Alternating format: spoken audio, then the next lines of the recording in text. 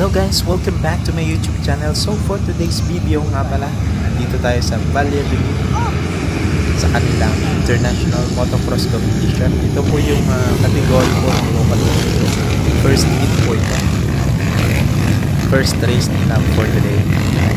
Ito po ang sobrang dami po ng riders natin from Cadiz, Canton City, Bacolod City, Mamayan City, Bacalao City, meron din po Dumaguete, meron din po tayong from Iloilo.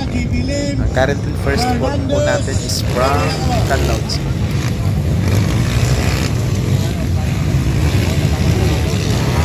Sobrang madami pong mga trail riders din po na sumali dito from Cadiz, Sagay. Meron din po pangilan-ilan na taga-Bacolod po, enduro riders.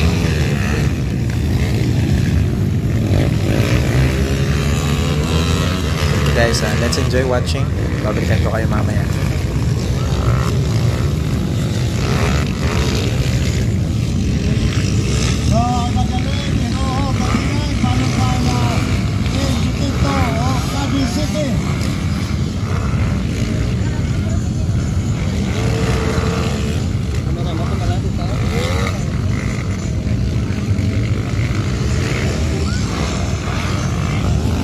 Ito pa din yung currently first natin gamit po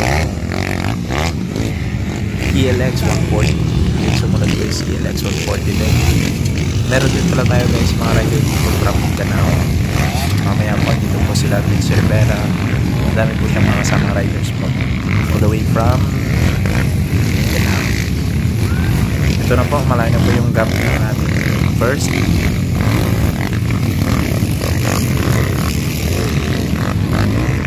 Hindi po manikabok ito sa race ngayon kasi umulan po ng early morning. Then after noon mga around 9 start na po yung mga race kaya hindi masyadong manikabok yung race track. Maganda po yung race track nila, malapad po.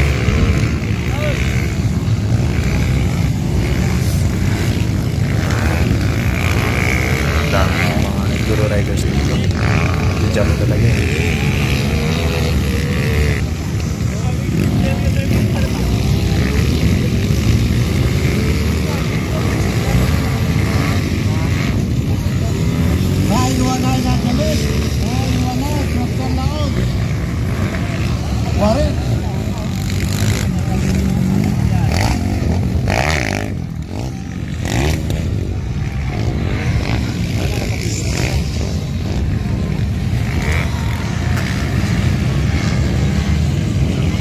Grabe talaga yung bakbakan dito, tikat-tikat sila.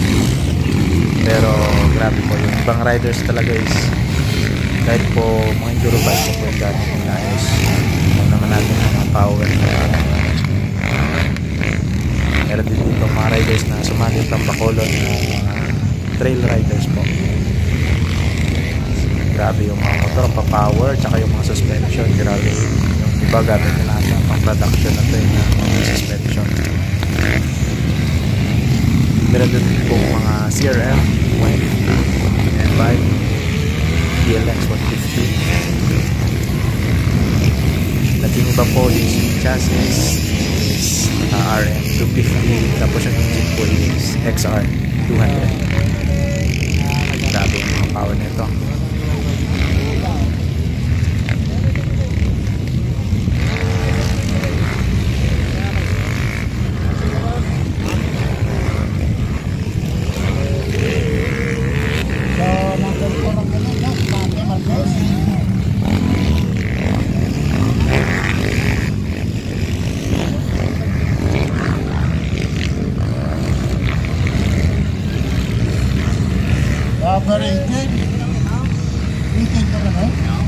So dito guys, papasok na sila sa last lap. Nag-white flag na po. At dito po, nag-bar to bar sila sa mga jump. Grabe talaga yung mga enduro riders natin. Dito po pala sa gilid guys, dito po yung team ng rescue at saka yung fire po para sa additional manpower po if ever na may mga aksidente naman. Thank you so much organizer. Sobrang ganda ng racetrack at saka safety talaga ng riders yung binamuna. Po nagbabar po talaga yung mga riders natin. Power talaga yung mga engine. Saka dito po, kita natin nag-white flag. Then, sabi ko kayo, ito na sila.